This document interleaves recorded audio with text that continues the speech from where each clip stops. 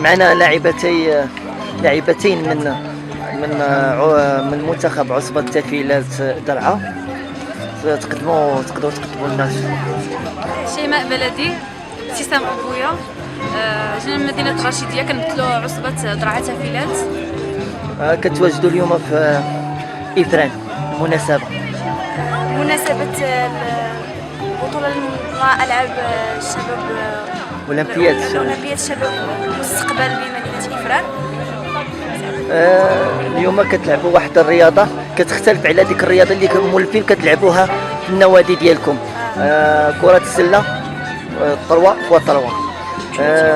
واش كانت عندكم كانت عندكم واحد دراية على هذه الرياضة؟ لا، ما كانتش عندنا دراية، حيت في الاول ما عمرنا ما لعبنا 3-3. هذه اول تجربه لينا نلعبوا 3-3.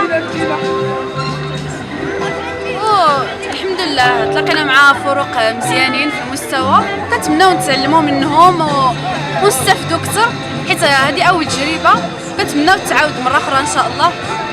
وي كما قالت الزميله ديالي، هذه اول مره لينا باش اننا نشاركوا بطوله ديال 3 كونتر 3. واخا ما توفقناش باش اننا ناخذ شي مراتب عاليه، ولكن كهذه كي بحال تجربه ناخذوها ان شاء الله من هنا لقدام، ونظهروا ان شاء الله باحسن ان شاء الله.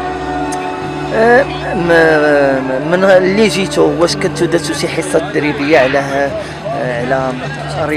هذه الرياضه؟ جوج حصص، كنا درنا جوج حصص، ولكن بالنسبه لنا ما كافيينش، حيت مازال ما عارفينش الريغلومون، مازال ما عارفين شحال من حاجه. يعني اول مره معنا البنات ديال بالميمه، يعني ما عمرنا ما لعبنا اونصومبل، جاتنا شويه القضيه صعيبه.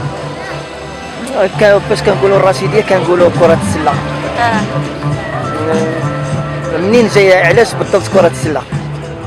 بالنسبه لكره السله، كما احنا بالنسبه لنا الاصدقاء، كما كتشوف صديقك كيلعب الباسكت حتى كتقول خصني نجرب. ملي كتجرب صافي كترجع كتبغي شي حاجه سميتها الباسكت وكتبغي تمارسها. ما كاين شي رياضه اخرى من غير الباسكت؟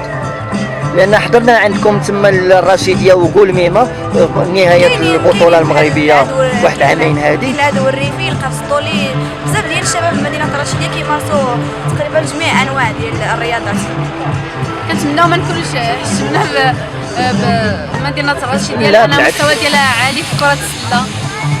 هذه تجربه لينا ان شاء الله ويكون ما احسن. كنشكروا الاستاذ ديالنا حسن اقراو، اللي هو اللي دفعنا، كان استاذ ديالنا ديال التربيه البدنيه، مدرب ديالنا في الفرقه ديال يوزان. قبل ما نختموا بغيت نعرف اش درتوا في قرايتكم في هاد اليومين؟